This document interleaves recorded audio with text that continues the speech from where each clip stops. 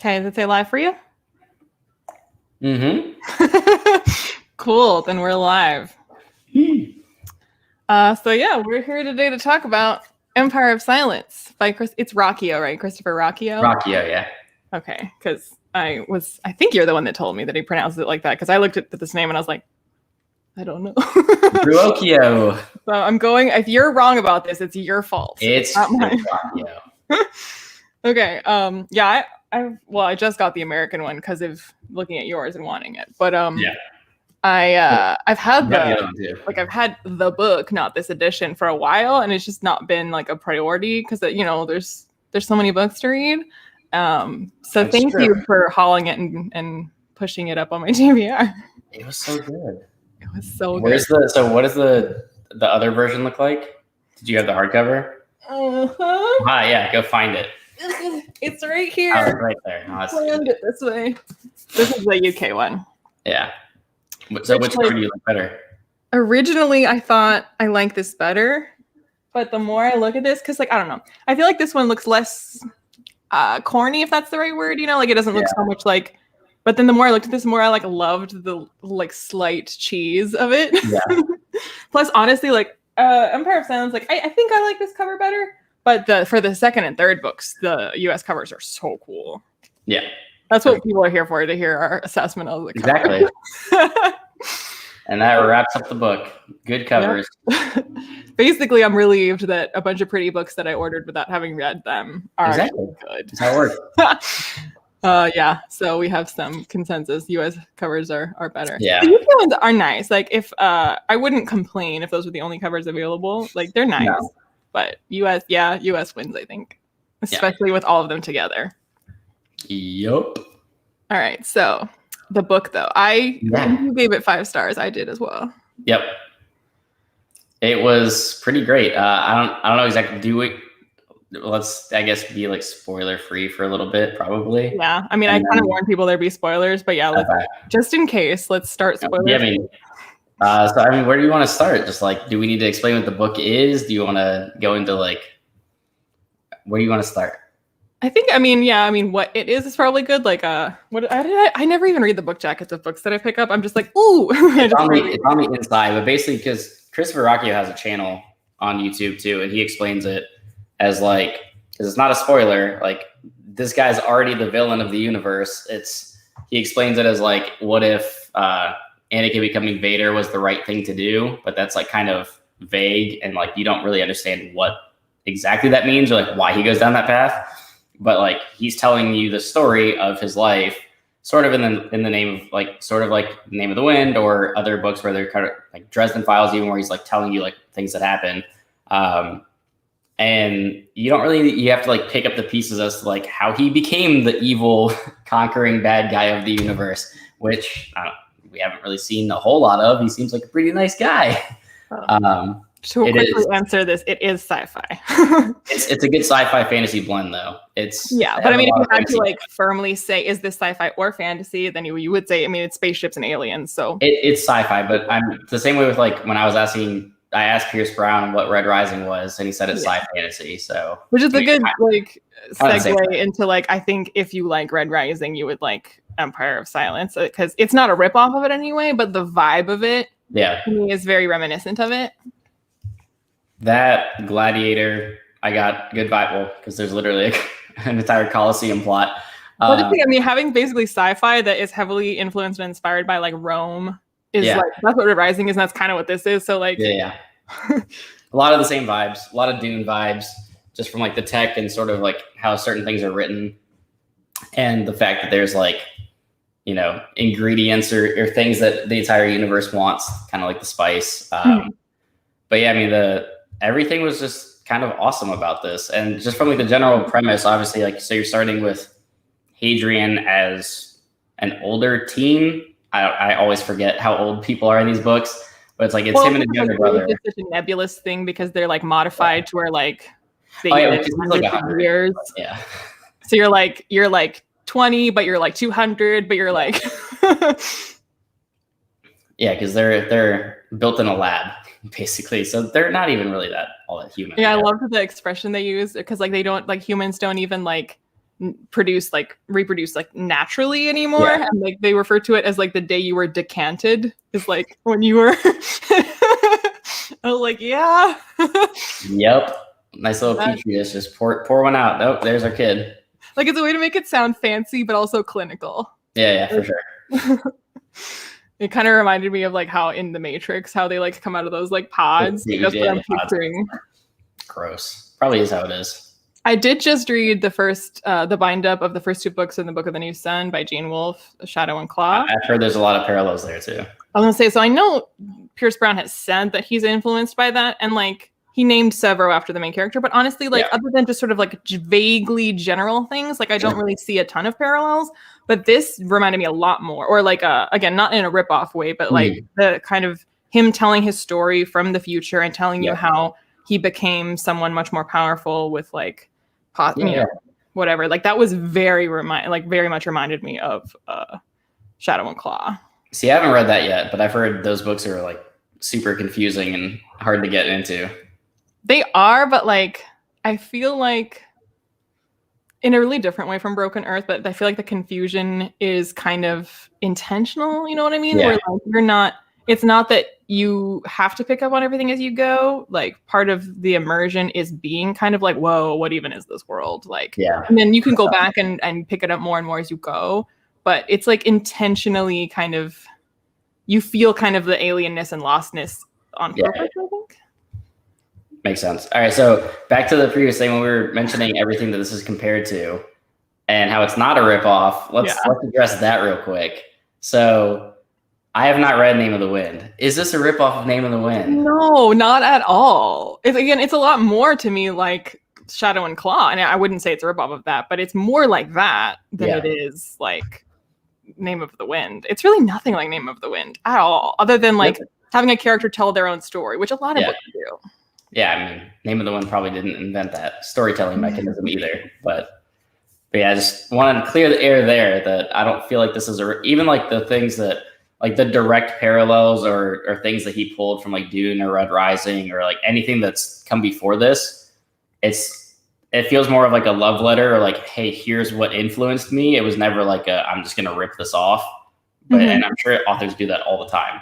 Although, okay, so this might be a good time to mention this, and I gave this 5 stars, so obviously like I don't have a problem with it. But there are like 3 things that I actually like tabbed so that I could like show. They are like direct quotes. Like he must be as big a fan as I am of the movie Kingdom of Heaven, because he named a character. What? The Orlando Bloom movie with Liam Neeson? Yeah, Orlando Bloom's character's name is Balian. One of the characters in this is named Balian. And then there's 2 quotes in it that like, because I've seen that movie a lot and I have like the quotes in my head. And as soon as the character said them, I was like, that's literally Kingdom of Heaven.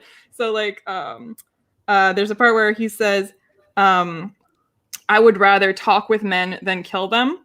And in Kingdom of Heaven, Jeremy Irons says, I would rather live with men than kill them. And that is why you're alive. And then later, when that guy's giving him the sword, and then he's like, I'm going to go back to my homeworld and you know what I'm going to say. And he's like, and your quality will be known in Judd and on the battlefields of our war before ever you find yourself there. And in Kingdom of Heaven, like the Saracen noble says, your quality will be known among your enemies before ever you meet them. And I was like, that's literally. There you go. We found the culprit. This book is just Kingdom of Heaven. There you go. Yeah, but in space. Exactly. With aliens. But that was like it was also because it was like within like pages of each other. Like those 2 things happened at the very end, like back to back. And I was like, wait a minute. But it's not like this whole book was, I was like going along. Interesting influences in the very end. I was like, that is literally. I've heard that before. Yeah. Oh, man. But I mean, I don't think, I'm not criticizing it saying he's just ripping it off, but like I couldn't help noticing that. Yeah. That's pretty good though. Rocky was, I do think apart from this, like I don't know if we can credit him with those 2 quotes, but of everything else. See, and I'm not normally like a prose snob or like really pay all that much attention to it just because I haven't been back to reading that much, but like I could tell right away just comparatively to like other, whether it be Sanderson or even John Gwynne, where it's like it's super direct and like to the point, like reading that and then reading Robin Hobb and then reading this, I feel like it's such a good blend of like beautiful writing when needed and straightforward and direct when needed. And I mean, for this being his first book, like that's just kind of incredible because his writing style is amazing. Like it's just, yeah, he's got away with words. It's great. Yeah, and it felt like it for me it struck that balance between feeling epic without like being a parody of itself, if that makes sense. Where like sometimes authors make things just, you can tell they think this is so epic and you're like, okay, buddy, tone it down. Whereas maybe it helped also that like, and then maybe that's why he did it this way, but it worked, where characters would say, why are you being so dramatic? Are you literally like they called him out for being melodramatic? He's like, yes, I'm freaking that dramatic. Like, I am melodramatic. He literally snaps back at them at one point. He's like, you know what? Yes, have you met me? I am this dramatic. Yep. So maybe like that is what helped to mitigate it, is that it called itself out on that all the time. He's kind of like winking at the camera, right? It's like every time somebody was just like, Hadrian, why are you this way? He's like, because that's who I am. Like that's what you get. Yeah. And I feel like, I mean, that's kind of also what reminded me of Red Rising, is because Red Rising might benefit from occasionally calling itself out on its own over dramaticness. But I mean, Darrow is also that way, where he's like over dramatic about things. And I guess is somewhat self-aware about that, or he doesn't get called out for being dramatic, but like other characters are like, are you serious right now, dude? Like, can you not? So you had mentioned before that the Red Rising comparisons, though, you said it was as if Red Rising was written by who? It was either like Roke or who did you think? Oh yeah, I felt like the main character here is like a gold, and it feels like if Red Rising was the story of like Roke, but if Roke was the son of Nero. Because like this guy's father is very Nero vibes, but the character is very, like I've studied history and I've studied literature and I'm an artist. So it's like if Roke was the hero of Red Rising. Rather than who his actual child was, who's a psycho. Oh, yeah. And then, I mean, like his younger brother is, well, he's not Adrius because he's not a psycho, but he's, not the best. So what did you think about Hadrian as a character though? I felt like he was similar to characters like Darrow in that they themselves don't stand out that much, but they're a good vehicle for like witnessing and experiencing the story, if that makes sense. Like it's not like they don't have a personality, but a lot of them is just like your eyes into this. And so they serve that purpose well in a balanced enough way where you get a sense for who they are and why they're doing what they're doing. But a lot of what their function is just your vessel to tell the story. Yeah. I liked him though. Yeah, I feel Hadrian mixed with Darrow or Roke mixed with Darrow. Yeah, pretty much. I mean, I feel like Hadrian though, because obviously like, eventually he's going to go down the path of like being essentially a supervillain, but it's like, maybe it's like, because I have no idea, obviously, what Howling Dark is. It's going to be, 5 books? So there's a ton of time to tell this entire story. But at least Empire of Silence, like, he seems like a pretty good person throughout the book.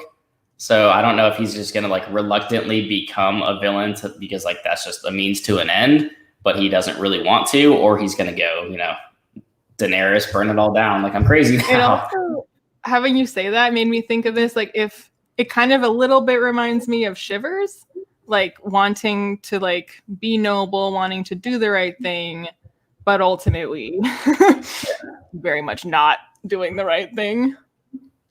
I mean, Logan was kind of the same way too. It's like trying to be a good person. Like, no. The end of that journey, whereas like you're reading Hadrian and you do meet Shivers towards the beginning of that, where they've still like they've got some ideas about what is the right way to do things, and they get called out on like, so you think it's moral to do this, but you draw the line here. Like, does that make sense? And they're like, well, no.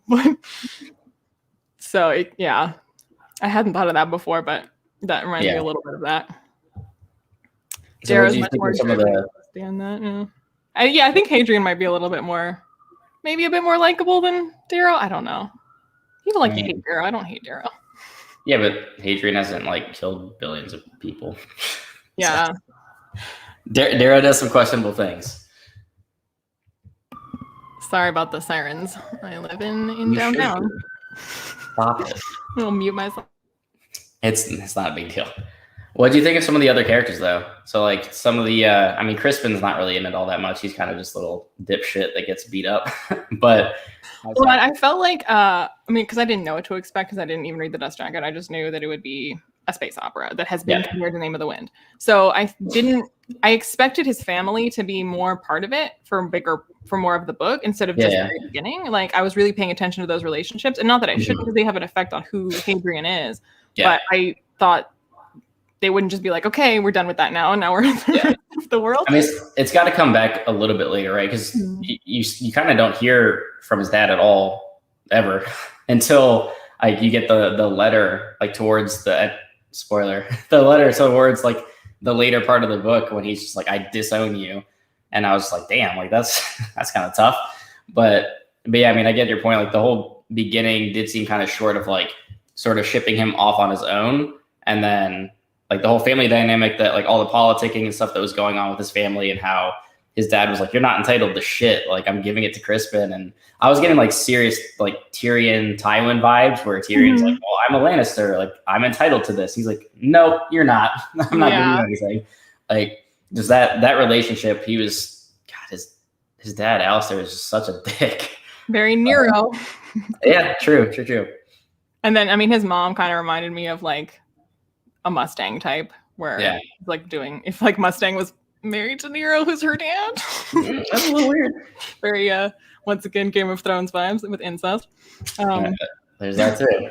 And then again, I mean, there's a few times like that where I thought this would be what was the thing, and then it wasn't. So I thought like the family stuff and the politics at home was like, okay, this is where we're at. And then he gets shipped out. I was like, okay, so these people he's now with on the ship, and where he's like, that we're getting to know, and like they're trying to get him to take his stuff off. And I was like, well, they'll come in, but then they just like literally disappear, and he gets like chucked out and meets new people. I was like, okay, so forget those people. So new people.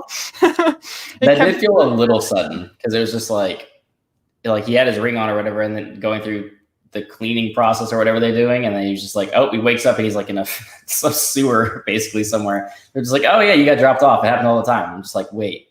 Which I think is intentional, because like that's how Hadrian would experience it, as like I went to sleep and then it was like, it has been 30 years. What? Yeah. Whoopsie dupsie. Yeah. So yeah, I mean, I think it was jarring, but I think intentionally jarring. And then also I didn't realize how like actively involved alien life would be in it. And I mean, that was definitely that's why it's very sci-fi, right? I mean, there's all sorts of different races, alien civilizations. You're definitely not just on Earth. You're all over the place. Yeah, so like they've kind of lost Earth, haven't they? They kind of don't know where it is anymore. They're like, we believe that it existed, but we have misplaced it. But I feel like he did a really good job too with like to use the word I use all the time, it was kind of anthropological, the way he went about describing the alien life and like their language differences and how like there's the different pronouns they use, and how masculine pronouns imply not just masculinity, but like who is the leader versus who is the follower, and how that's unique to that language. And so paying attention to when they use masculine and feminine words gives you an insight into who's in charge, and like all that kind of thing that like I feel like a lot of sci-fi will be like, well, here's the anatomy of the alien, but like there's cultural differences that are probably influenced by their anatomy that I felt like it really did a good job with. Yeah, for sure. And I think the Cielson obviously play like, the biggest role of the races other than humans, I guess. Well, are they even human? Like, they're all lab rats. Well, that's where it also reminded me of Red Rising, where like the top of society is genetically modified and super strong and long lived, and then everyone on the bottom is like a red and is like poor and lives a normal span of years. Poor like Switch and all of his Colosso buddies that are just like peasants, basically. Yeah, which is I felt like this was Red Rising from the perspective of a gold. Yeah, I mean, pretty much. That's a good point, because I mean, like even when Hadrian's kind of like staying undercover, or no, he wasn't really, but in his mind when he was, but it's like he's a noble essentially. Which I mean, the whole like setup of that is kind of interesting. That it's sci-fi. It's obviously like very far into the future, kind of like alternate future, but you still have like the medieval kind of like hierarchy and set like family dynamics, and like you have these different like dukes and like rulers of places and the houses. Yeah. And also, So, I mean, so like Darrow is a red in disguise as a noble and is in a competition battle royale type thing, which is, and then now we have this like basically a gold. now you have a pretending gold to be a red masquerading in as a red. competition. It's the inverse of Red Rising. Yeah. There's I feel like the more we talk about it, the more we're gonna be like, well, this happened in Red Rising, and it kind of happened here too. But like to its credit, at no point did I really feel like well, this is just ripping off Red Rising. I was just like, I love Red Rising, and I also love this for similar reasons. And I feel like maybe if I read more sci-fi, I don't know, but I feel like a lot of fantasy has a lot of similar things, and I don't keep going, well, this fantasy had that because it's just what fantasy has. So part of me is like, okay, so you took Rome as your inspiration for your future. Like, there's gonna be similarities, but like, you know. Pierce Brown doesn't have a trademark on Rome. Yeah, true. Wishes he did. I mean, like in the way that because one, since it's kind of a blend of fantasy and sci-fi, I feel like that's why you can parallel it to so many other books as well. But like the same thing that we do in fantasy, where we're like, well, we see this all the time because they kind of rehash the same tropes over and over. Sci-fi, if you're reading, say again. He independently invented Red Rising in reverse. But like, if you're reading a bunch of different space operas, you're probably going to see a lot of the same kind of like structures and themes coming up. Because like this is nothing like The Expanse, but there's probably similarities that you could draw if I sat down and did it. But I mean, the more like space operas and stuff, like obviously you can parallel things to Star Wars or, I mean, Dune is a space opera. There's a lot of Dune influences. Like Red Rising is a space opera. It's just a sci fantasy blend. Arguably, it's all just Dune because all the ones you named were influenced by Dune. So it's just still Dune. Everything is Dune. Everything is just Dune. Because even in Dune, I mean, it wasn't Rome inspired, but the idea of having a future that has returned to a very sort of like medieval kind of like nobility and houses and like the name of your father being important and like that kind of thing, but in space. Yeah. I mean, as soon as Hadrian like loses his rights, he's like, oh, I'm like not even a Marlowe anymore. My name literally means nothing now because he has no power, and they just took everything from him. I didn't think it was interesting. I mean, I'm always interested to see how an author is going to handle that. If they're going to make references to our history or our time, or make something about today be an artifact of history. So like when he talked about being basically sold into marriage, as a brooding mare, is kind of like, you're like those, old Earth books that mom would always read about princesses that were sold into marriage or whatever. But there was a lot of times when, they'd bring up our Earth history or whatever, as like ancient history. And sometimes I'm like, well, it's been so long that would they even care about Rome anymore? But other stuff, I'm like, I guess that it stood the test of time this long. Why wouldn't it keep? We named all of our like cosmos after Roman stuff, so at least you'd still have that. Yeah, he was pissed too when they were like, "You're gonna marry my daughter." He was like, "I'm not some whore." Whoever said it. It's just like, well, I mean, you don't really have a choice. Like, this is what you're doing now.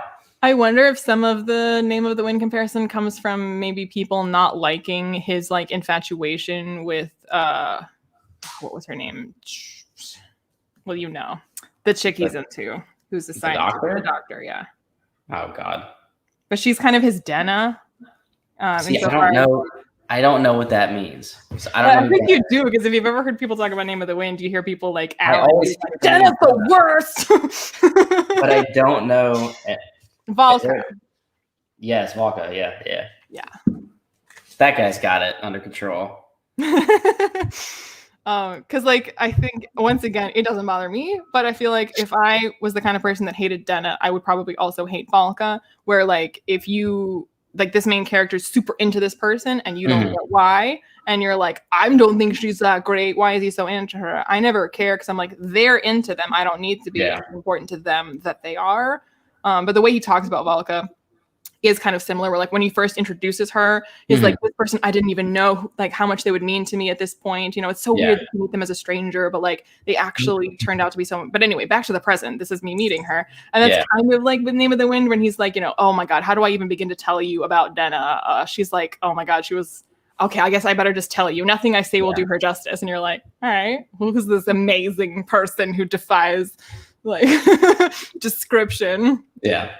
I like Valka though. I thought she was pretty interesting. And I like towards the end, obviously, like when they're kind of like getting their crew together or whatever to do whatever's going to happen in Howling Dark. It was just cool to like have like her along and have Switch along and kind of have these, you know, different characters along for the ride, because Switch isn't necessarily like Severo, but he's kind of like the little like sidekick character. It's like always there to kind of lighten the mood or, you know, say something stupid. And well, okay, I know he hasn't read Red Rising, but you know how like Severo feeling betrayed that he wasn't told that Darrow was a red. Yeah. Switch feels betrayed that he wasn't told that he's a Paladin. He's like, I'm not even mad. He's like, but why didn't you tell me? It's like, it's very Severo and Darrow. Yeah. So good. It's just, you know, I guess it's also how much of it is like copying a story, more how much is it just like these are the kind of connections and relationships that people find compelling. Yeah, so, for sure. But so like this book it kept changing what I thought it was about. So like leaving this book now, I feel like I know where the next one is going, except I'm also confident that I have no idea, because I thought that I knew so many times where this was now going to be going, and then I didn't. I wasn't actually sure throughout reading this one where it was even going to end up, because like you start off with his family and that ends quickly. And then like he's dumped on this planet and he just, you know, fighting through the Colosseum. Yeah, exactly. Basically. There's so many Red Rising parallels. But it's not a ripoff. The whole like gladiator section, I loved, like being in the Colosso. I thought that was great. But then it's like you get out of that. And his whole plan obviously is like to get off world. Like he needs to get out of this place because he's obviously not going to stay there and just marry whatever ditzy girl's name is. It's irrelevant, but like marry her and stay on the planet. And then I don't know, like them shipping out to like, I guess like find the Cielson or like go to like where whatever like the meeting place was where the Cielson and humans have, I guess, like made contact before. It's like obviously a ton of shit's going to happen between now, like leaving there and getting to that point. So like I don't even know if that's going to be like way in the future, like book 4 or 5 when we actually find out, or if it's going to be like, no, we met them and now we're like in war. So I wonder, like, where do you think it's going to go from the ending of this book though? Well, I feel like we're going to keep getting more information about this, you know, the grave ones, the quiet ones, whatever. Like I suspect that it will remain something of a mystery for a few books, but I think we're going to get more pieces where we're going to stumble on some more information or a new site that reveals things about them, or insight into like what that cold stone was, or whatever. So wherever they're going, I'm guessing we're going to learn more about that. But about that too, I felt like the author did a really good job of getting us enough adjusted to this new status quo to where then we could be surprised by the change of status quo presented by this new information that humans weren't the first and only. Yeah. Because, like, you have to have established this well enough to where like we're learning a whole new world. So everything's new information. So if by that time you're not completely adjusted to this new normal, then you just be like, well, this is still more new information and it's not me being like, whoa. But I think by that point I was with Hadrian and being like, whoa, mind blown. I was like, mind blown also. It's a good point. What did you think of like how the design of the Cielson? I felt like I couldn't get a good grasp of exactly what they look like until that the one scene when he like has to fight that one in that room, which was even then. I mean, I often that's like sci-fi in general. Like I often struggle with like tech and alien life, like picturing because I don't have no point of reference for that unless they give really corny point of reference. In which case, then I'm like, well, I'm picturing this, but it's stupid. But like. Even though I couldn't like get a firm grip on how I should be picturing them, like I couldn't draw a picture. Well, I also just draw a picture of anything, but if I couldn't draw a picture. But that said, I felt again like this intense emotional investment in these scenes where like he had established some kind of rapport and trust with them by saying, you know, like this, we want to, you know, surrender so we can stop this, and he like gets to buy into that. And then when he's there for like when they're being tortured, spoiler. I was like getting teary-eyed about it, about like him, just that situation where like he had given them his word and he's watching them get tortured and it's for no reason. And he keeps saying this is for no, like, you're not going to get information. And like, even though I love First Law and reading about Glockta and people getting tortured, I'm like, yeah, whatever, lose your thumb, chop it off, confess. But here I was just like, when the needless like barbarism, when they're just just torturing it. The Chantry is crazy. Like straight up, they're crazy, and like they're like the mace with like hot lead or whatever that she was like beating him with, and Hadrian's just sitting there like, I can't do anything. Like, I'm really sorry. Just please tell them something. Like, yeah, that was pretty intense. Well, it's also, I mean, so like, and that's where like the literal like parallel was like, I don't feel this way when I read Glocta pulling someone's fingernails out or cutting their fingers off. I'm just like, yeah, because you're in his POV. He's the one doing it. I don't know, and he's just like.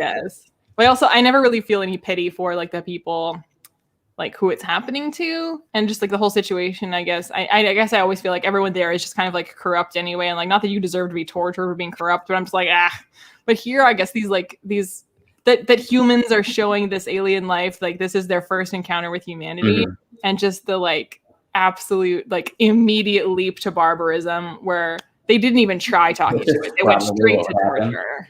Yeah. I was like, oh my god, this is awful. Yeah.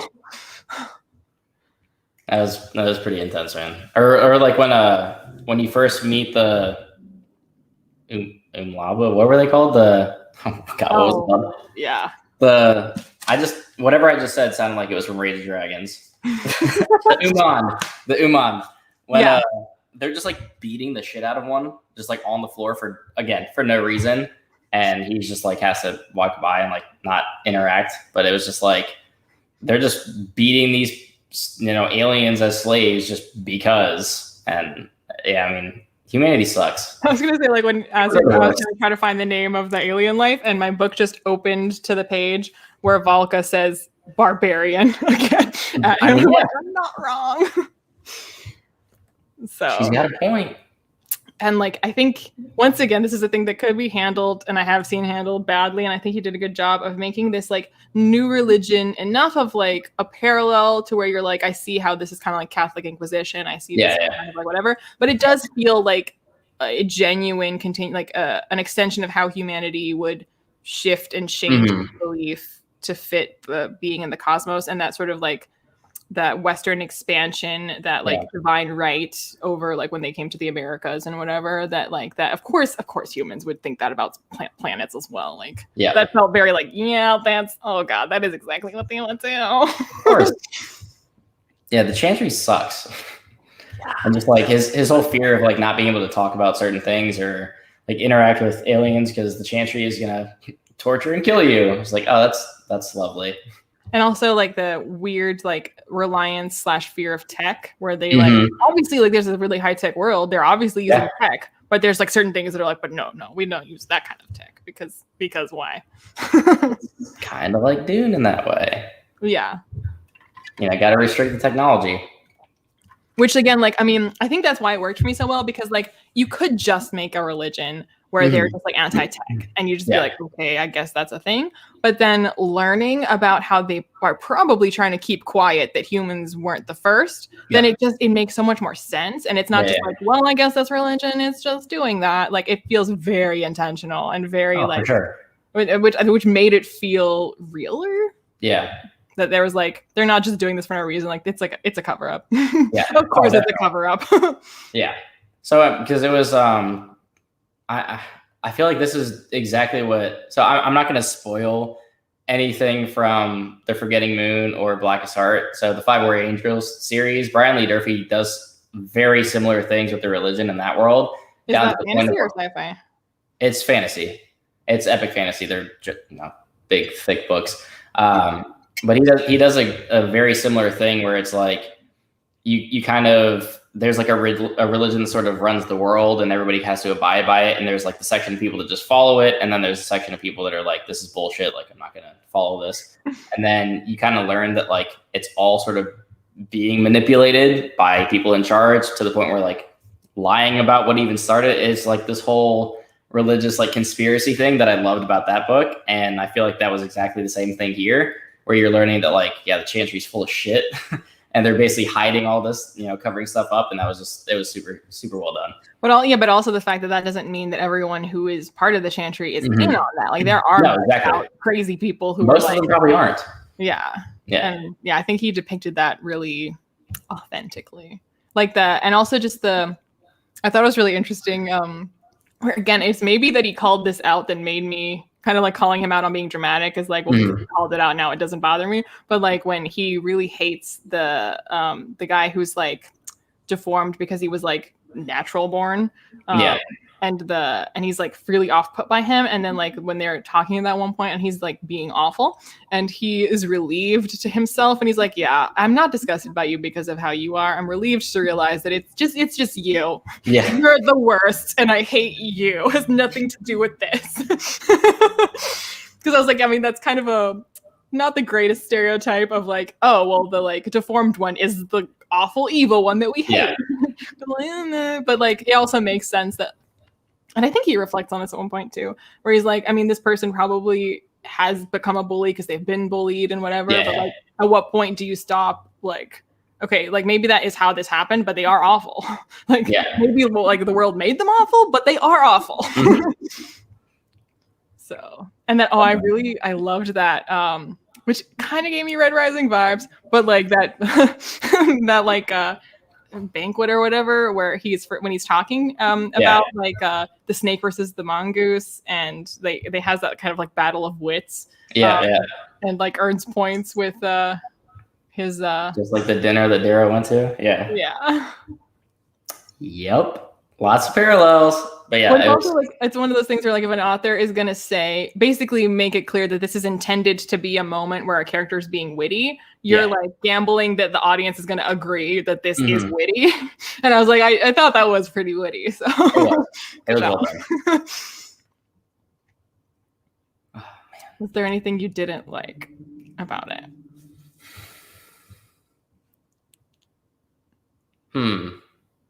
What did I not like? I don't know. You go first. Let me think. if you have something ready, because I mean, I genuinely enjoyed, pretty much the entire thing. Let me think for a second. If you have one, go. But I have like little maybe nitpicks. Yeah. Like, I mean, I still think it was done well, so it's by no means actually a flaw. But I do sometimes like just generally, and this did it again, like the reliance on what we consider a classical education continuing to be a classical education so far into the future. I'm like, because things like Shakespeare are now a classical education, but back in the day, that was popular entertainment. So even though it comes off corny, it would be slightly more believable to me that like the Kardashians would now be like the great philosophers of our day, because like by so many years have passed that they're just like, this is a great example of the zeitgeist, versus, because like Shakespeare wasn't considered highbrow in his time at all. People would be like, really? That's like what your elites are studying? That's laughable. So for them to like still regard what we consider classical as classical so far, not just in the future, but like not even on Earth anymore. I'm like, but also like, I don't really hate it. But like part of me is just kind of like, would they though? But I'm like, it's fine. I'm enjoying this. If it was the Kardashians, I would have put the book down. I'll just put it that way. That's when I almost kind of wish they'd just invent something, because like presumably so many things would happen between now and when we've left the planet that they would just have philosophers that we haven't seen yet that they would be referencing. Yeah, because you could even just like keep it like still pull from the real world, but just like make up people, I guess, rather than it be like a direct parallel to something that happened. But I mean, again, Red Rising did that shit all the time too, because even though they're in the future, it was like constantly talking about like old Earth and. But we did get some by Felicia, so. And we did. I'm never gonna reading that anyway. That was so funny. How many stars? You gave it 5 stars, right? Yeah. So I mean, I only do star ratings on Goodreads because it's there. But yeah, it was a 5 for me because I loved it, and I didn't really have many negatives to even point out about it.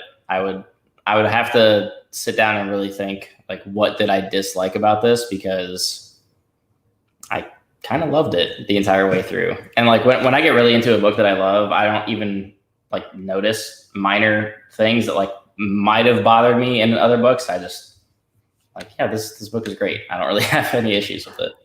Yeah, same. Like if I had issues with it, it was like maybe as I went along where I'd be like, like maybe that line was like kind of corny or something like that. But like overall, like it wasn't enough for me to be like, oh, this is still stupid. It was more just like, but then I'd move on, and I was like still loving the experience. Yeah. Did you think it felt like farcier? Because you've read Royal Assassin now, right? Yeah. Which, by the way, I saw you loved it, and that's my favorite in the trilogy. I haven't read it yet. But I mean, like farcier in what kind of way? I mean, I'm sure that I mean Fitz telling his own story, which, like, again, we've said, like so many books do this. this. Yeah,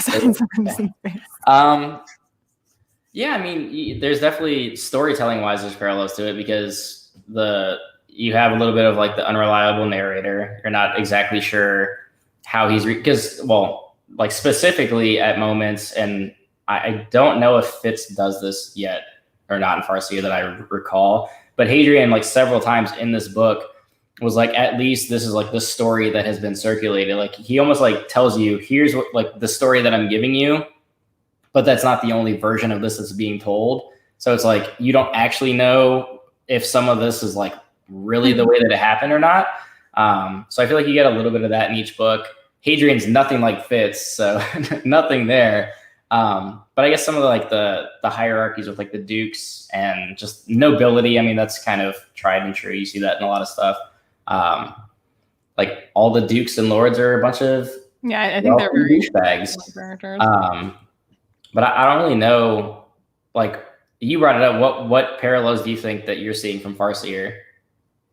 I mean, someone in the Andrew here in the comments said it was too similar to Dune and Farseer and Name of the Wind. And like I see again, like I think the comparison to Name of the Wind is very similar to the comparison to Farseer, which you have read. So like I think if there is a parallel, it's about the same amount as for Farseer. And like what you just said about the unreliable narrator, like again, that is a thing with Name of the Wind where Kvothe basically says there are so many legends told about me, and most of the best stories about me, like the best lies about me, are the ones I circulated myself to build a reputation for myself. So here's the real story. And I mean, then it's up to the readers to decide if you believe them or not. Yeah. And I mean, the fact that Kvothe even says to be a good storyteller, you have to be a liar. Yeah. He like literally says that, like, to tell a story the right way, you have to lie. So then you're like, are you lying now? But again, Name of the Wind is hardly the first book to do that. Again, Shadow and Claw, which came well before Name of the Wind, did that, where he's an extremely unreliable narrator. So to say that it's ripping off Name of the Wind when Name of the Wind itself was ripping off plenty of unreliable narrator predecessors, like if that's the only thing that's the same, it's really nothing like it other than an unreliable narrator who's become a legend in his own time, which because I haven't read Name of the Wind, but like when I was reading the Poppy War, a lot of people said like the first half of that when she's like at the school and she's learning under like a wacky teacher, like that was super reminding me of Name of the Wind. That parallels a lot more to Name of the Wind than I feel like this does, just from like the cursory knowledge that I have of Name of the Wind, which I will read eventually. But I mean, you and I have talked to a lot of the same people about like huge Name of the Wind fans that also love this book, and they're like, people that say that this is a ripoff are full of shit because it's nothing like it. I mean, again, it's sort of like, I mean, if it's a ripoff of anything, I would say Red Rising, and I don't think that it is a ripoff of Red Rising. But if you were going to make that claim, there's more basis for that claim if you were going to do it for Red Rising. But even then, I would just say, like, if you enjoy Name of the Wind, if you enjoy Red Rising, then this is going to like hit the spot for you because like it's doing somewhat similar things. Yeah, for sure. It'll appeal to the part of you that enjoyed those things, but it's not a copycat. What, I guess, if you had to like break this up into sections between like the beginning, the middle, and the end of the book, like what was your favorite like part of it? Was it like the Colosseum? Was it towards the end when you're learning more about like Cielson and where the story's going to go? Or was it the beginning when it's what we thought was going to be like a lot more political, like dealing with his father, and then they were just like, nope, drop you in an alley? I think I was but intellectually the most invested and emotionally the most invested would be two different parts. So like I was like intellectually the most interested and fascinated when we started like hinting at like there's these ruins and like who made these ruins and what are they made from? They couldn't have done this. You're implying there's someone that came before, and then he like goes to this site and he starts seeing the glyphs and he like touches the thing, but you're like, we're obviously not going to get the answers. I was like, ooh, what is this? And again, the language thing of like when she says what they're called and he's like grave and she's like, well, quiet, and like why are they quiet? Oh, because they don't leave anything, and like that was just like, ooh, a mystery. But then like the torturing was like, I felt such emotional investment. Yeah. I was like heartbroken over these like aliens that are getting tortured and are basically like it kind of it's very different, but it felt like in Lord of the Rings when Frodo tells Gollum to come out of the pool because like, it's fine, like Master. And then they jump him and beat the shit out of him. Exactly. And Frodo's like, and he's like, Master lied to us. And you're like, he didn't lie. Like, oh no. He just didn't tell you that you were going to get thrown into a torture chamber, Sack thrown over your head. So yeah, that like kind of like ripped my heart out. I was like, this is so terrible. Well, I mean, because you even see Hadrian kind of like break at that point when he finally like gets his plan seems to be working to like turn the power off and like get the Cielson out. And then that whole scene of like, he's been watching this guy get tortured, but like he's trying to keep him like alive to get him out. And then the lights go out and like you hear the chains drop to the floor and he's just like, fuck. And this thing just like attacks him. Yeah. And he's like, still kind of blame it. Like, of course it's going to attack him. I would too.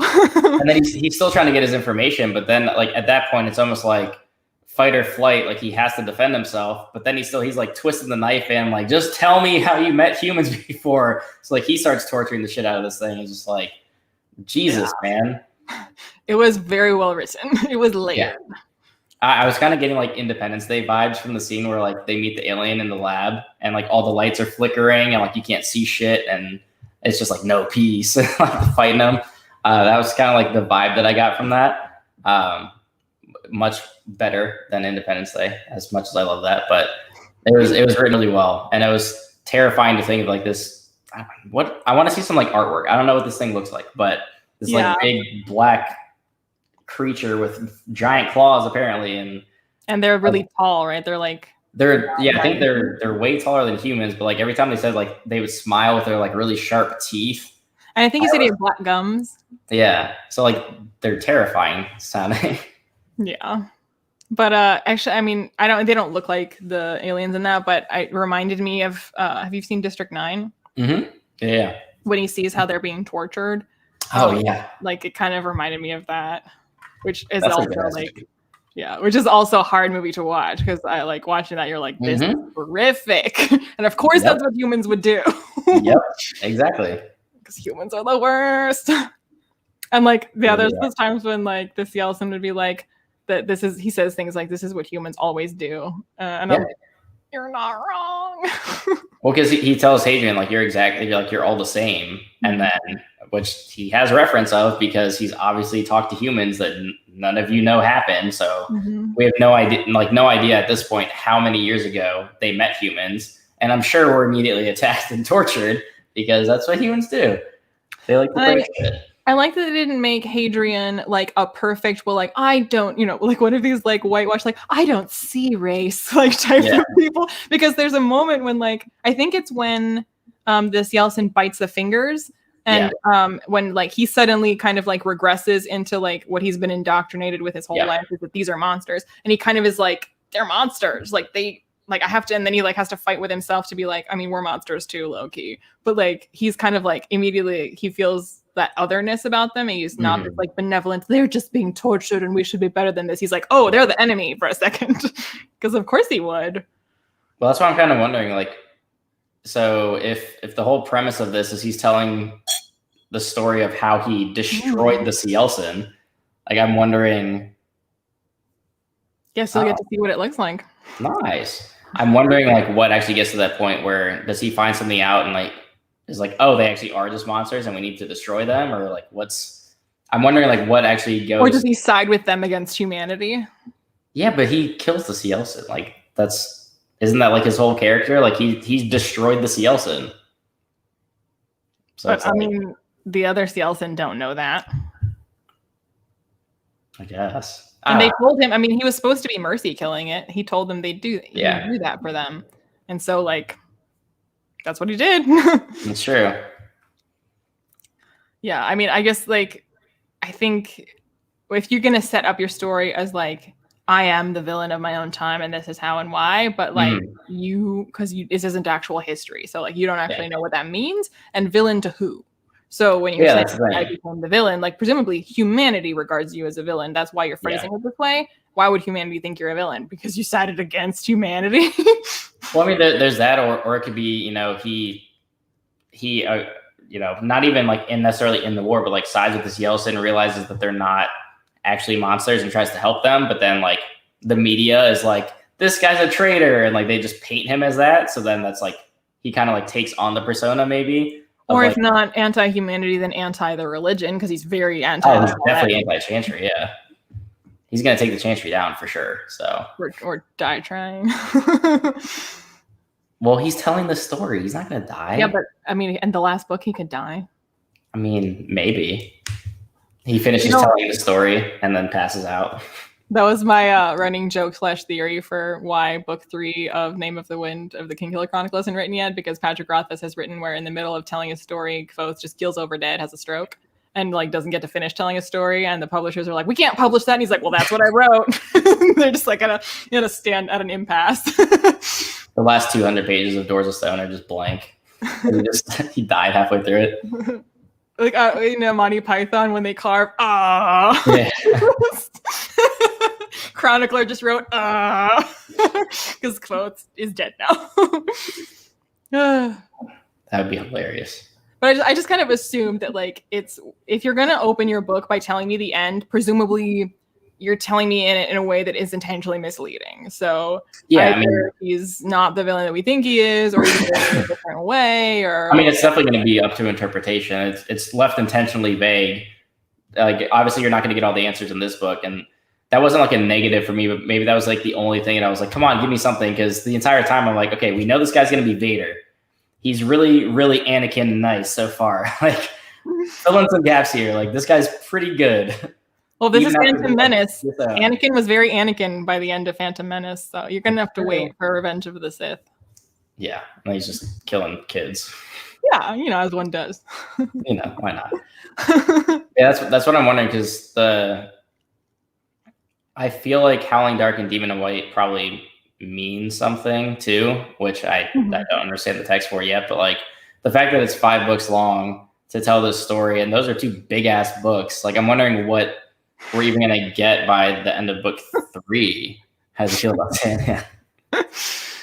I'm sure he hates it because it gets everywhere. Who doesn't? I need my fucking books to get here, because we're gonna read. I was gonna say spoiler alert. We're gonna read Howling Dark. Spoilers for our TBR videos. Now you don't have to watch our TBR videos. If mine ever gets here. You mean this is what you want? Yeah, that one. Well, the Empire of Silence presumably is like a reference to like these quiet ones that these aliens that have left their mark but haven't left their mark. But now they're going to start howling, I guess. Now they're not silent. Are they howling because they're wolves? Omnisphere lupus? I mean, it's not Red Rising, though. It's not Red Rising. It's not. If at some point Switch is like, what should we call ourselves? And Hadrian's like, Howlers? I'm going to lose it. There was totally a part where they said something in Latin that was about lupus. Yes, yeah. And I was like... Omnisphere lupus? Are you about to... Yeah, Yep, but it's not Red Rising. We're gonna get to Howling Dark, and Switch is gonna be like wearing a wolf helmet. Like, stop it. And Hadrian found, like, he bent his sword on accident, and is like, "Well, it looks kind of like a scythe now." It's kind of like a sling. We'll call it a sling blade. No, stop. I've killed so many that I'm basically the Reaper. Oh no! Now we just need a crossover. This just needs to happen. Book 4 is just a crossover. Oh, that's what I want to be like. So if Darrow and Hadrian met, would they like each other? No, they're too much alike. They would out melodramatic each other. I was thinking they'd either be like seeing super eye to eye, or they. I mean, I kind of feel like the reason, not to segue, but I feel like the reason that that Darrow and Cassius don't get along is that they're kind of too much alike. They just have different backgrounds. But like if Darrow had been born of gold, he would be like Cassius. Yeah, probably. But I mean, so I'm back. I guess Hadrian is the most like Cassius. What I'm wondering though is, so from this book, because obviously I don't know when to read The Lesser Devil because that's about Crispin. It's a prequel, obviously, but like I don't know if it spoils anything from other books. I think it might spoil something for book 2, but I'm wondering, like, going forward to book 2 and book 3, then is Hadrian gonna have to like fight Crispin and or like his dad, or are they kind of like out of the picture now that he's just like eventually that's gonna come back up, right? That like or his Hadrian mom. Huh? His mom was kind of a big deal. Well, yeah, but I'm just wondering, like, wait, okay, if this is him becoming Darth Vader, you know what sets Anakin off is mom getting killed. Yeah, but by who? His dad? Maybe his dad. There seems to be no love lost, and especially because he was like, "What will my dad do to her if he finds out that she helped me?" That's true, and also they don't even like each other. It was like basically an arranged marriage. He was decanted. Lovely. That's a good point, though. I mean, yeah, for sure because something is going to have to set him off, too, though. Oh, okay. So the prequel is set during the time when Hadrian's in cryo. Interesting. Yeah. That's not what I was expecting. I was expecting it to like maybe be their childhood or something. I mean, it probably says that on here somewhere. I just hadn't looked at it yet. Never read books. But I mean, even also like on the covers of these books, so like I guess is this Hadrian? I think so. But like, at what point is he in this getup? Isn't that like some of the armor that they talked about? And I feel like they described that exact armor at some point in this book, and I don't remember the exact scene that they did it. It's also, I mean, the audiobook cover has like basically him in a gladiator like leather where part. It looks so corny. I know, but also I'm guessing that's meant to be when he is a gladiator. Yeah, I mean that's the Colosso armor, but like, yeah, that cover doesn't look good. The gladiator one. So this is like Hadrian in armor, and we know Hadrian has dark hair. So who is this? I don't know. I don't think it's Hadrian though. But he's carrying Sting, so I guess it's going to be a Lord of the Rings ripoff. He found Middle-earth. The way is shut. He killed Frodo. He took Sting. Now there's orcs in the world. He killed Frodo. I mean, okay, and they're also anti like cyborg, and this looks like a cyborg because he's got like he's tech. Oh, 100%. But also, the entire thing like behind him is like connected to him too. Yeah.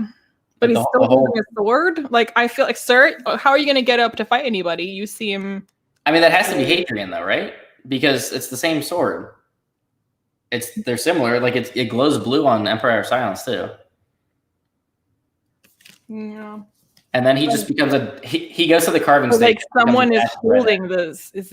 Who is holding this sword? What does this mean? It's a dead body. He stabbed him. He's just like, no. But then, so who's the redhead? Does he go and get carved? Change his look, get his hair dyed? Carved into a red. Instead of red rising, it's gold descending. Maybe this is like him getting carved. It's his mid-carve, hence all the wires. This is him while he's under Mickey's knife. That's Mickey's knife. Carving him. I apologize to everyone expecting Empire of Silence talk and big half a Red Rising discussion. But I mean, okay, so also Sun Eater. Yeah. They mentioned that several times. But like, do you have an inkling of why? Not exactly. Me neither. I'm sure if I should have paid closer attention to some of that. You know who that guy on the blue and white cover is. I love your speculation. We've heard of the guy is all they'll say. On Demon in White? So he didn't just get like a sick haircut and dye his hair red? His teacher. Gibson? What? Gibson? Gibson. This dude is too young to be Gibson though, wouldn't he be? I don't know. But I mean, trying to think of somebody that we heard of that kind of like, disappeared. Yeah, but he said for the Demon in White cover, not Howling Dark. Gibson, but no. Okay, great. That was helpful. Perfect. We'll find out. There's someone that Gibson mentioned? Well, we've obviously heard his name before. I don't know. Who knows? You've heard of all the characters. What's that book that Hadrian gets from Gibson that's like contraband? About like the. Are we talking about like the guy that he like looked up to as a kid and like wanted to be like, or which book are we talking about? Like before, like Gibson gives him that book, and that contains the letter that has the plan in it, and that book is like not supposed to be like, it's like a blacklisted or whatever. And then his mom has the book. I don't remember. I feel like that book was about someone legendary. I don't remember. I just. Anyway. I want to know. Can we just start reading this immediately? Do we have to wait until? I mean, I really don't have it. So that sounds like a you problem. It is a you problem. I guess I could get the Kindle edition. Or the audiobook. That's true. Also, I mean, for anyone who's into audiobooks and who's here and is not like who doesn't care about spoilers, I guess, and stayed this long and hasn't read it, the audiobook's really good. I like the narrator. Yeah, he was great. What was I gonna say? Oh, the whole Colosso part, because again, Dune shields. Yes, that super reminded me of Dune. It was like the same thing, but like the entire, just to go back to like why humans suck. Like the entire thing of like they're basically, I mean, it's a gladiator dome, right? They're just throwing fodder out there to die for entertainment. But like the fact that the actual gladiators are just like athlete celebrities that literally can't die in the arena, but everybody fighting against them is like allowed to just be murdered. I was like, that's a little messed up. Because like, so if there is a flaw, I almost feel like that would be the flaw, because like it takes some of the tension out of watching the fight. If you know that one side can't lose, like even if it's like David versus Goliath, in theory, Goliath can die. Yeah. So like you'd be like, why? What am I watching this for? If like they literally can't. They just want to watch people get murdered. I guess so. That's all it is.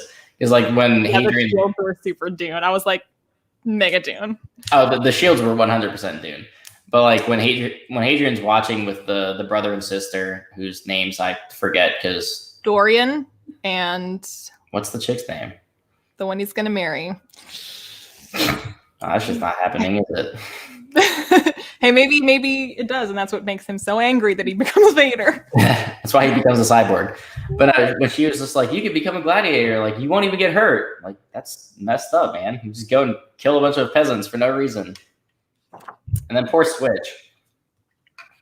Which, how did you feel about Switch? Did you like him? I feel like we didn't see enough. Like by the time I realized they were tight, I was like, "Who are you?" I was like, "Oh, you're like tight with him." Who was this again? I liked him though, because he was like the nice little like almost comic relief kind of sidekick, but he also like got emotional when he's just like, "You guys don't have any idea like what it's like to be us. Like you don't know your nobility. You don't get this." And then at the end of it, when they have that like cute little moment of like understanding, but Switch like won't look at him. He's kind of like reading a book. He's just like, "Oh, it's okay. Like we're cool." It's like, "Aw." I also loved like Switch weirdly lurking when he was talking to Valka, and he's like, "I wish you weren't here right now." Super awkward. And he's like, "Hey." He's like Night Eyes. Switch Night Eyes. See, it's exactly like Farseer. Exactly. But like, even when like Switch is like, "Hey, you're the chick that he like fought, that he attacked that guy over, huh?" And he's like, "Not helping." Ooh, damn, sorry, boss. No, I mean, I liked him, and like by the end of me, I liked him, but like at first, like when he had that big fallout with him, when he's like fighting with him, I was like, wait, who? I felt like he was with Kat for such a long time that like I was like invested in that, and like it was so fast that he like went through this like gladiator thing of like there wasn't a lot of time devoted to like seeing that. If that makes sense. Yeah. Did you feel emotionally impacted by Kat's death? No. I didn't either. I don't know if we were meant to. I don't know. He was, apparently. But that's what I feel like. I feel like we were meant to get from it that it affected him, but I don't know how much we were meant to. Which is kind of how I feel about like when people talk about Denna, where I'm like, I don't have to love her. It's just really relevant to understanding this character to know that he's into her and this is guiding his decisions. So like I don't have to be into that. So like I get why he would be emotionally affected by this, but I wasn't, and I don't know if I needed to be any more than understanding of the fact that he is emotionally affected by this. Because there's even a part later when he's like thinking to himself like, "Oh man, I low-key forgot about her." And I was like, "Yeah, same." Okay, so we're horrible humans, and people do actually care about cat. You know how humanity is the worst? It's us. Exactly. We are the worst. So where do you realistically see, like how do I want to say this? Because I already said like where do you see book 2 going? But like, do you think book 2 is going to end with any kind of like resolution with the C. Elson, or do you feel like it's going to be like the start of like a big war? Because I feel like at some point this is going to get like really expanded into like a full blown like combat. I feel like if S.E. Elson is meant to be on the cover of the book 4, I'm guessing this is only the beginning. Or Hadrian's a C. Elson. Can he change species? We're going to see like this. He was a human, and then he was a cyborg. And then he was a ginger, which is already subhuman. And then he was a ginger. And then he became an alien. Maybe. That's how he betrayed humanity, by leaving the species. Exactly. I mean, turning cyborg is pretty Vader, because Vader is basically barely a human anymore. Yeah. I mean, it's a little fast to be doing that in Attack of the Clones, but that's true. But so does that mean that Valka is his Padme? I mean, she's You're breaking my heart. I can't picture Valka saying that. No, she's gonna call him a barbarian a bunch of times. Which I felt like, I felt like that was well done, where like a lot of the time, like I saw where she was coming from and she wasn't wrong about how backwards his point of view is. But there were times when he called her out and was like, look, like you're also not perfect, and you're also like doing things that, like just, what, back off, lady. Like, where do you get off? Well, because I mean, in some situations, it's like, what else do you expect me to do? Yeah. Well, there was definitely those times where like I felt his frustration when like he's already like he already attacked the guy, so he's already in a situation where he has to duel, and she's like still giving him lip about it, and he's like, look, you know what? I can't go back and change time. I literally cannot do that, and I have already done this thing, and this is where we are now. So if we're not going to talk about what are realistic options right now, then I need you to leave, because not helpful right now. Well, and speaking of that, how did you feel about the whole like duel? Because I kind of figured it was going to go the way it was going to go, where he was like, okay, I'm just going to get first blood. It'll be fine. I was like, okay, so obviously like he's going to first blood you and then try to kill you, and then you're going to have to kill him. But, like, I thought the whole like combat was well done. I don't know why the fuck this priest was like as nimble and good of a sword fighter as he was, being hobbled and talking shit the whole time. But how did you feel about one of those like a commentary on like, because he thinks to himself, oh man, like I really let myself go, I should have kept training, where it's kind of like when Giselle is being trained in First Law and is like, you have natural talent, but you do have to actually train. And there's other people like West who don't have natural talent, but they trained so hard so they could be like a match for you. And like, if you're going to be cocky, like somebody who isn't as talented as you can outmatch you because they worked at it. So I think that's kind of what it was going for. But they did kind of, just go out of its way telling you just how crippled he is. And you're like, could he though? Yeah, because like the whole time he was just like, oh, how manly of you to challenge a cripple. I'm just like, yeah, but you're like dashing around and like, because I know Tyrion does, like he does trial by combat, but he gets someone else to fight for him. It'd be like if Tyrion was like, no, I'm gonna do it, and like nearly wins. And you're like, all of a sudden he's flipping around in an arena, like taking people down, like Yoda in Revenge of the Sith. CGI Yoda just bouncing off the walls, doing somersaults. Yep, that's what this guy was doing. He's using the Force. That dude was such a dick, though. But so, wait. Oh, the priest. He had to die. Like, which again, like Hadrian's reflection on like, do I hate you because you're ugly? No, I hate you because you're the worst. You're just a garbage human. You're a garbage human. I loved that little line when he said about like, I never thought a courtesy could be wasted or something like that. Yeah. Just like, got him. There were so many times when like Hadrian, like it was a little excessive and a little bit eye rolly, but also I was like, but yeah, that was pretty good. You did get him. Which, okay, if we're gonna say King Killer parallels, which it's not a ripoff, but there are definitely times when like Kvothe, future Kvothe is self-aware about the fact that he got himself into trouble. He'll be like, and you as you're reading it, you're like, oh, can you just be quiet? Like, don't say the thing, don't do the thing, and you did the thing. Why?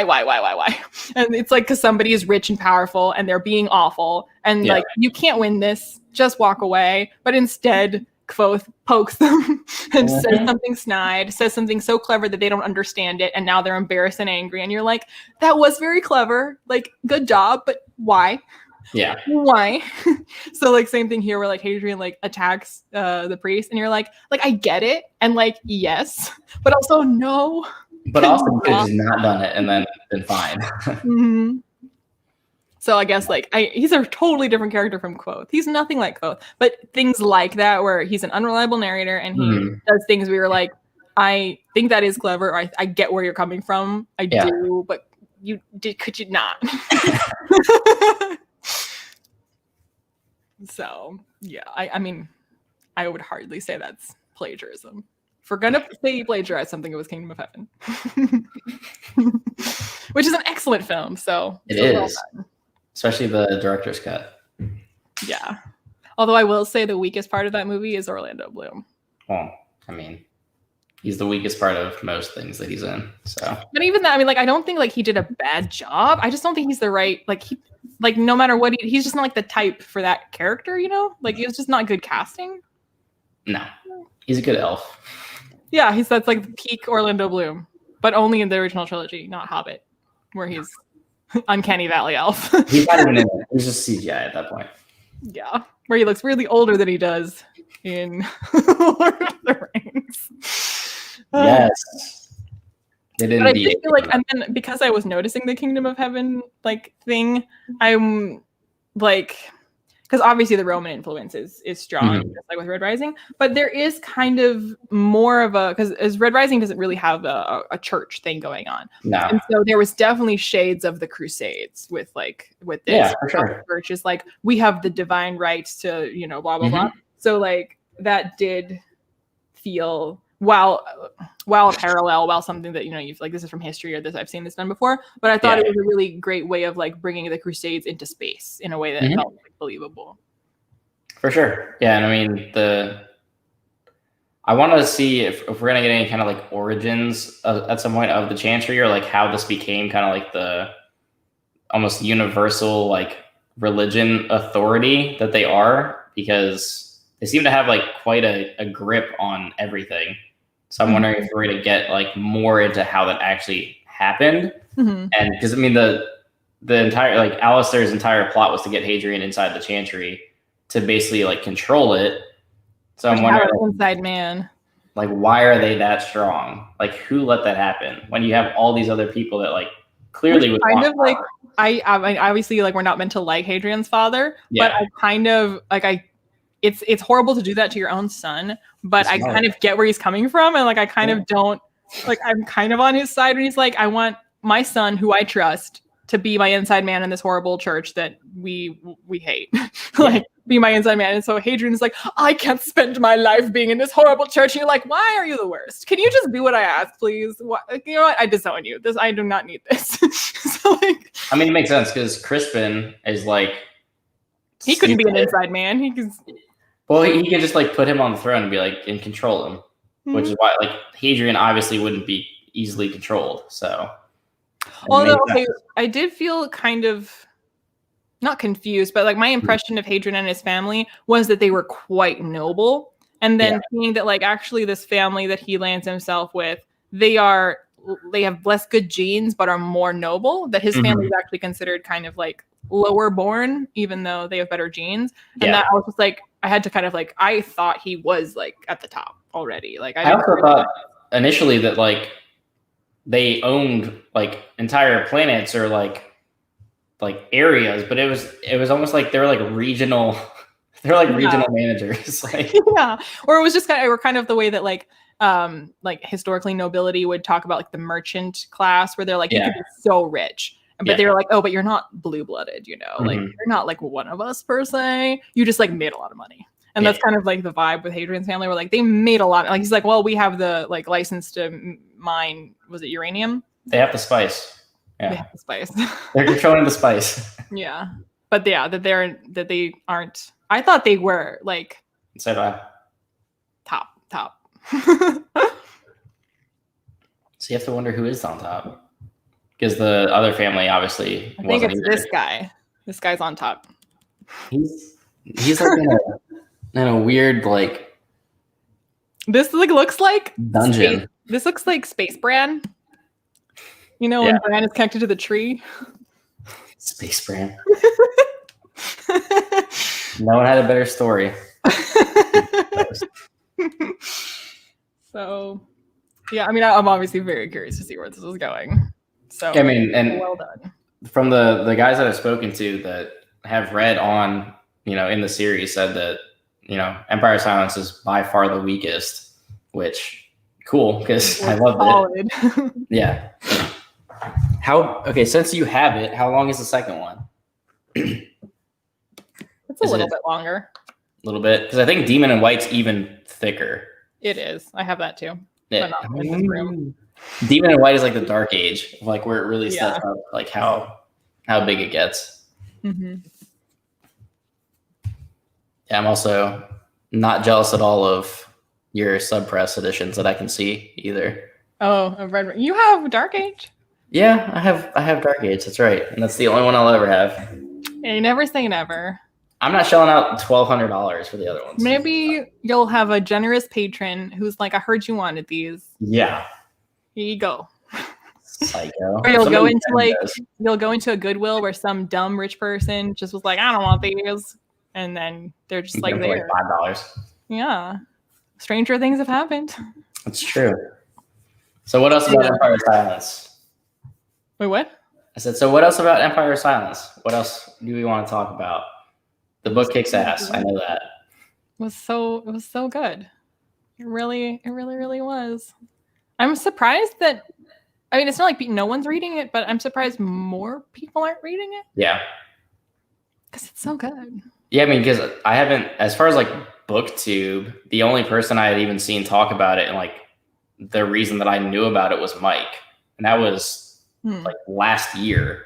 But like if you go to like Rakio's channel's kind of small, and I just learned that he had a Patreon. So I missed out on like his high tier.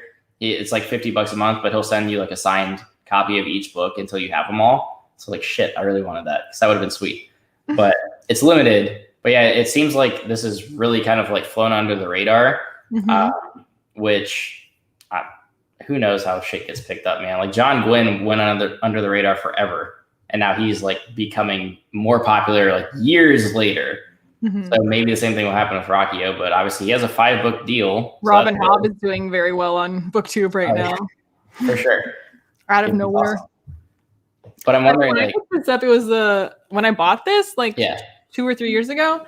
It was because a friend of mine on Instagram, who's a big fan of Name of the Wind, just posted it, not even on her feed, just in her Insta story, that she was just like, just finished it, 5 stars. And then I was like, oh, is this good? She's like, yeah, you'd really like it. You should get it. And then I was like, okay. And then I ordered it. And then you bought it and never read it. So many other things to read. And also I just it's not one that you keep hearing about. So it wasn't like, oh yeah, I really need to be reading that. Because there's a lot of it. It's not even that you want to do the popular thing. It's just that it keeps reminding you of its existence when people hype it. You're like, oh yeah, that book. Yeah, I do need to read that. But when you don't hear about it at all, it's not that you don't want to read it. It's just that you forget that you have it. Yeah. I mean, until I saw you haul it, I was like, I have that. I had been meaning to get to it for a while, but I was always looking at I couldn't find the hardcover because I refuse to get mass markets unless I have to, and I was looking for the hardcover. Hey, Deshauna, it's a good book. Go read it. It's literally Name of the Wind, Red Rising, A Song of Ice and Fire, Gladiator. The Book of the New Sun. Yeah, the Book of the New Sun. It's all the things in space. Kingdom of Heaven. Kingdom of Heaven. Kingdom of Heaven, space aliens. Yeah. I kept looking on Amazon and they never had it in stock. And randomly one day it was $20 on Amazon. So I was like, all right, sweet. And I ordered it. And then I don't know. I don't know where it came from. It was said it was new. It's not. It's got a little yeah, mine too has a little thing on it. Little red dot. I don't know dot. what that's marked for. It's got some ruffled edges, but it's in pretty good shape. So I don't know. But then the other 2 books I see everywhere. I always see them in the store, and I was like, well, I might as well just order it because it's probably going to be cheaper. And then Amazon lost it, but bastards. Well, we need people to read these so that they reprint and get special editions, etc. There's that too. etc. Well, the good thing is Rockio like just quit his job to become a full-time writer. So maybe the good thing is he quit his job. Like that doesn't sound like good news. I said to become a full-time writer. No, for sure. So hopefully that means that we'll get book 4 and 5. You know, I think book 4 is already coming out next year. With the Elson on the cover. Yeah, so book 5 probably not too long after that. But I don't know. Hopefully his name gets out there a little bit more and becomes more popular because I know he's in like Mike's Discord, so they all know about him. But I haven't really heard a whole lot of people talk about him.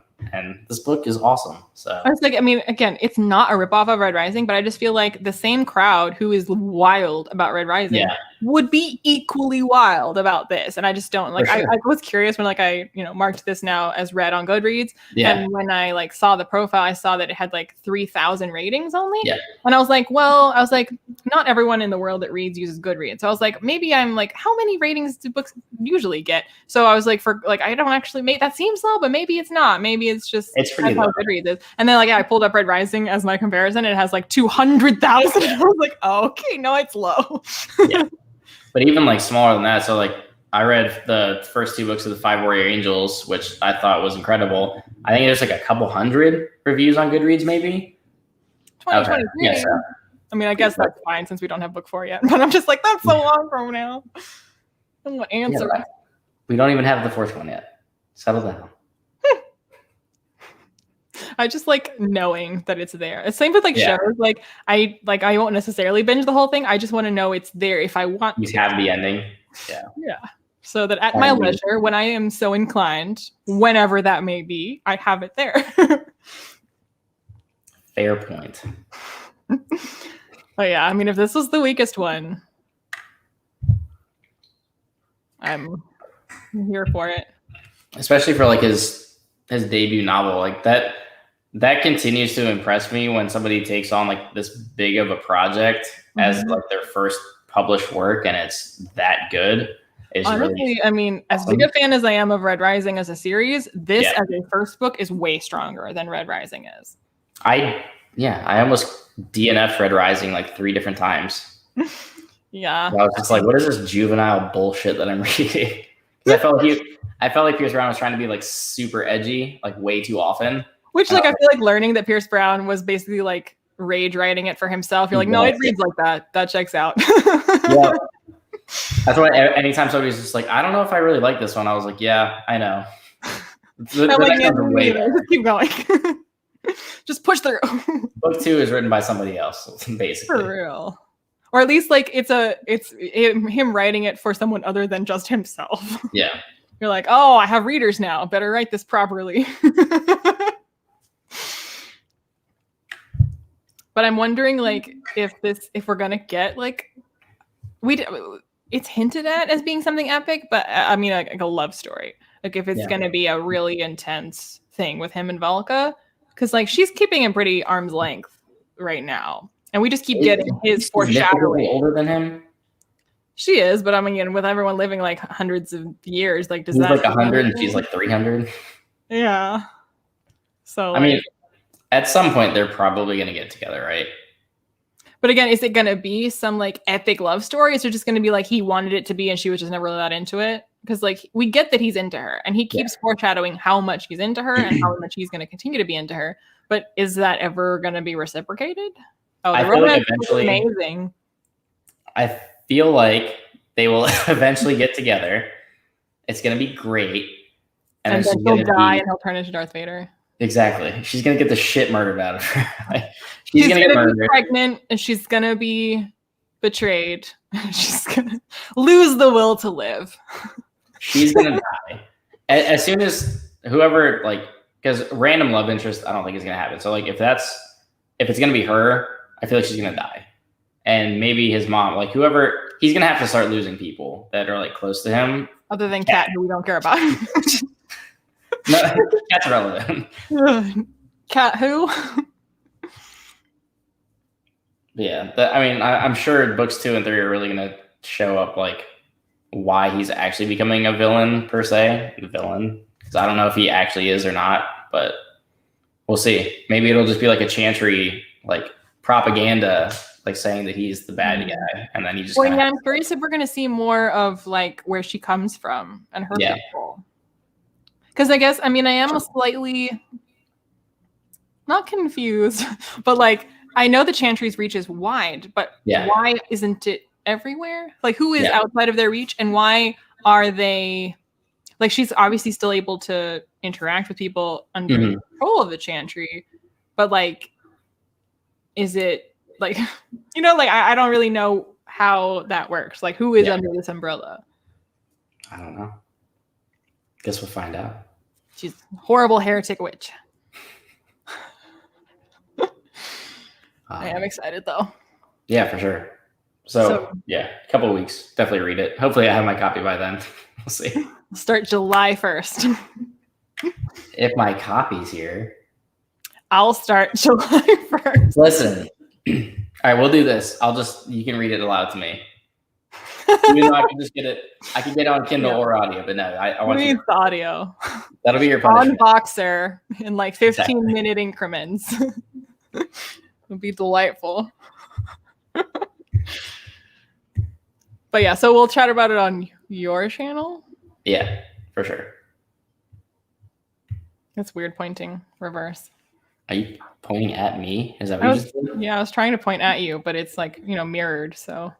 Oh, my monitor's over here. So I'm pointing at you right now. Or I could just, nope. There you go. I was like, well, I'm pointing at the wall. This way, that way. Point at the books, that works too. Because when I'm doing this, I'm like pointing at my light, like out in the middle of my room right now. So this just feels awkward. I'm pointing at the rest of my couch. You over there. But yeah, Installation. Right. This is just a ripoff of like 10 billion different things mushed together. Exactly. But they happen to be things we like, so we're for it. No, it was great. For sure. I would be genuinely curious to know if he like subconsciously quoted Kingdom of Heaven or if he knowingly quoted Kingdom of Heaven. You could ask him. Tweet at him. Because like it's totally like possible that like you just like it filters into your subconscious, and then if you're writing it, you're like, this sounds really good. Yeah. You don't even realize that like. Right. No, you should definitely ask him. Just be like, why did you take this from Kingdom of Heaven? Yeah. Get super aggressive. Yeah, and then explain. No, I'm a fan. It's fine. My dogs are here now because I guess they decided they enjoy it. Did you guys? What are you doing? All right. I don't know. Is there anything else that you want to talk about for this one? I'm sure we could if we actually like sat down and studied the book, but. No, I mean, like, I just want to keep gushing about it, and since I'm not allowed to start the next one right away because of reasons, I mean, all I have to do is to keep talking about it. You can. I can. It would just make me sad. I'll just secretly read it. Don't you have like 8 other books to read this month? Yeah, but I just want to. I mean, I'm kind of leaning towards rereading Dark Age because if I can't read this, I'll just read Red Rising because it's the same thing. It's the same thing. Honestly, okay, like. Not to I'll be super vague so it's not to spoil, but like if anything, like this reminded me of kind of where Red Rising has now gone. Like this is reminding me of like Dark Age vibes more than like actually like Red Rising the book vibes. Yeah, for sure. The bigger space, the more other things that are involved now in Red Rising. So yeah, definitely. If I can't read on in this, I'll just read Dark Age again. Well, we need to at least skim Dark Age anyway, so we can talk about it. I think Alan is starting to hit bananas. Yeah. And is going, what? Like, you'll be saying that a lot. Yep. I think Alan would like this, though. Definitely. And I think he'd be less annoyed because he doesn't do some of the corny things that Chris Brown does. Yeah. No by Felicia's. I thought that shit was funny when I read that though, and I was like, did he really just do that? And then I just laughed. Yeah, me too. I think that stuff doesn't annoy me because I think it also just like Red Rising feels very much like if you meet Pierce Brown, you're like, yeah, you wrote this. Like they feel very him. Yeah. Like that's a joke he would make. What? My dog. How dare you pay attention to things other than your puppies? I was gonna say that's not like we didn't get really animal companions in this. Yeah, but what kind of animal companion would you want in space? No, we have like carved creatures and stuff in Red Rising. If you're gonna rip off Red Rising, where's my carved creatures? Switch can be his animal companion. Ruh-roh. I love the explanation of the like, it's not cannibalism because you're not eating your own. Oh yeah. And I was like, yeah, idiot. It's just eating us.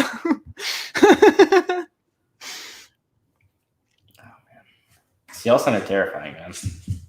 But also like I get sympathetic. I mean, it's like that's what it reminded me of, like that those Kingdom of Heaven. That's what I was gonna say earlier. Not that like you made me forget, but like the fact that this is kind of like Crusades in space, like again, the fact that like it wasn't just because you could have them encounter each other in any kind of way. Like they just happen to encounter each other, and like you can still have it be a non-confrontational, like they weren't trying to attack you. But the fact that it's literally they were coming here to pray. They were coming, like it's literally like Jerusalem, where they just came here to pray, and y'all started torturing them. So, like, yikes! If they're telling the truth, which I mean they probably are, but yeah, I mean they weren't like really like kitted out for war. That's true, because they were just like on a transport ship. Yeah, they just show up and you're like, oh no, humans are here. Let's go to church. Oh no. And not just humans, it's the humans church that is here doing this. Because God wills it. Even worse. Yep. That's how it be. All right. Well, that's that then. Hope your copies arrive so we can freaking read this. Yeah. Well, you know what? If you want to go on without me, I'll pick it up on Kindle. No, I always try to read things like right before I'm supposed to chat about them, so it's fresh in my brain. Yeah. I mean, it says arriving Thursday. We'll see. Do we want to aim for mid-July again, like we did mid-June now? We can do that or start with July. It doesn't matter. Like the first weekend of July? I just mean like it can be the first thing that we read. Oh no, but I mean like for the chat. For the chat. Whatever works. Okay, we'll play it by ear. We'll just show up live one day, no warning. We're just talking now. Surprise! It's happening. Cool. Yeah, next month for sure though. Next month for sure. And then for anyone who's a Red Rising fan, which I kind of hope y'all are, because we've been talking a lot about Red Rising, we will be on Alan's channel. Which does he tell us when yet? No. So at some point. Tune into Alan's channel where we are supposed to talk about Dark Age, and since we talked about Red Rising in this, we'll just talk about Empire of Silence. Yeah, make Alan feel really frustrated and left out. Can't wait. Just constantly be like, this reminded me of Hadrian. He's gonna be like, what? It'll be just like Empire of Silence, yeah. Yeah, Alan, you should just read that. What are you doing? Get with the program. Cool. Anything else you want to wrap up with, or? Just that it was great. People need to read this. People need to hype this up. I guess it's up to us now. We need to spread the good word. Will do. Tell everyone this is great. Make it as big as Red Rising. I don't know if I'm powerful enough for that, but I'll try. No, we can't find out. And we can't wait to find out when that will be. Yeah. Don't know when it is. Alan has not told us, and it is basically mid-June. So yeah, and I think we're supposed to send him action shots of ourselves for the for like his thumbnail. Yes, and I did possibly buy a prop weapon for this purpose. I possibly did not. There's still time. He hasn't told us when this is happening. That's true. And it'll arrive before your copy of Howling Dark does, almost undoubtedly. That's not funny. Oh, I mean, it's not an actual weapon, but my little Kindle holder has this on it. I thought you were gonna pull out your sub-press copy of Dark Age and be like, I can just chuck this at someone and it's. I can do that too, or I can just be like, "This is me." Like, ooh. If you know, like how Batman has those things shaped like a bat, but they're like throwing stars. If you get like a wolf-shaped throwing star. Of the Howler. Yeah. Honestly, like, okay, I know that no one cares about this, but like there's a lot of Red Rising merch, and I'm just trying to think, like, if we succeeded in making this as big, what would be the merch though? We don't have any like cool sigils that make like pins and rings and stuff out of. I don't know. Redheads? Just like killer white suits, maybe? I don't know. Little sea elephant figurines. Yeah, I don't know. Not sure. Well, hopefully the next books present some merch opportunities so we can pitch those.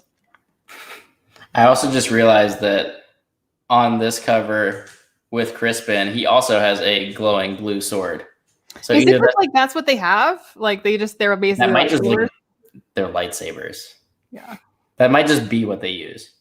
So they have shields like Dune, but they use lightsabers. Exactly. But they're Roman nobles like Red Rising. On a crusade like Kingdom of Heaven. Yes. All right, that's the blurb for the cover.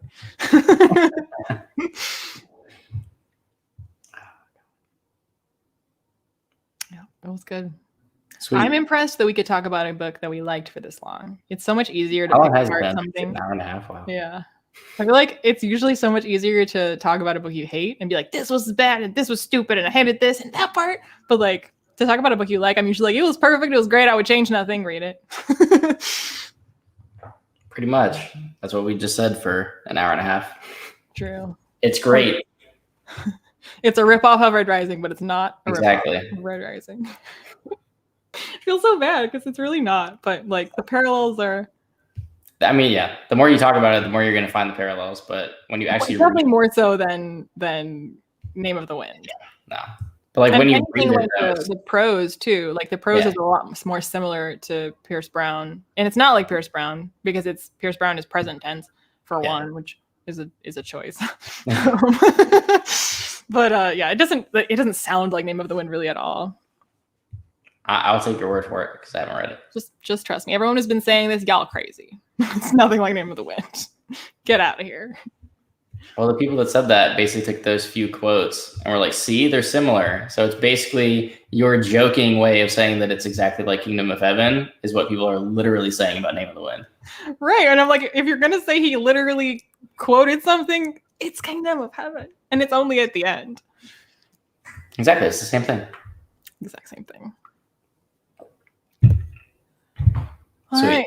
Yeah. When is the Dark Age show? Tell us if you know.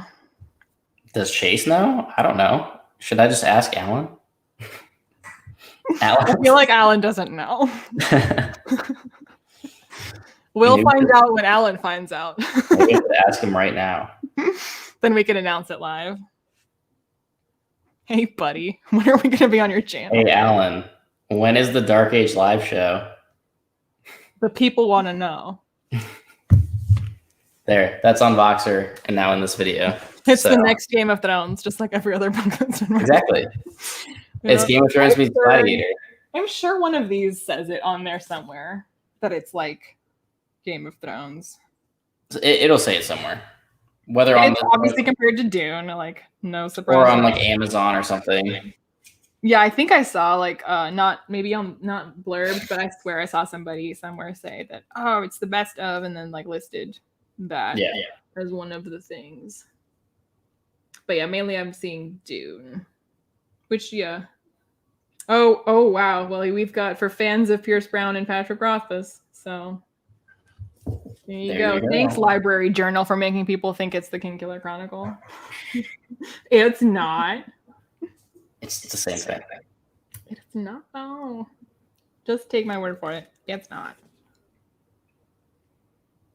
So yeah. Also, thankfully, he's not on the same writing schedule that Patrick Rothfuss is, aka no schedule. I mean, he's not streaming on Twitch with a bunch of Cheerios in the background telling everyone, please don't ask me questions about Doors of Stone. Well, in fairness, people shouldn't ask Christopher Rocchio about Doors of Stone. That's a good point. But I figured since they're the same thing, I mean, Yeah, they are the same thing. Maybe when Patrick Rothfuss gives up, then Christopher Rocchio can, like Brandon Sanderson finished Wheel of Time. We'll just get Christopher Rocchio to finish Kingkiller Chronicle because he's basically already writing it. exactly. They're the same thing. Problem solved. We fixed it. Maybe he can also then finish Song of Ice and Fire. Exactly. Cool. And write the sequel to Kingdom of Heaven. The sequel to Kingdom of Heaven, because it's not history or anything. Don't worry about it. Book 4 in March 2022. Okay. Sweet. So we'll have to have a break, and then we'll get back in. By then, Alan can catch up, and he can join us. Exactly. He has his homework. All right. Any final thoughts? No, this book is awesome. Go read it now. Yes. Because it's really good. I'm so stoked to read the next one. I know. I'll read it eventually. I won't read it, and I just want you to appreciate the sacrifice. Start sending me pictures on Voxer every day. Be like, hey, this book's here. Where's yours? I'm basically being tortured like the seal. And it's your fault. The least you could do is kill me. All right. That's that then. We're good. We're good. Well, I'm good. I have the books.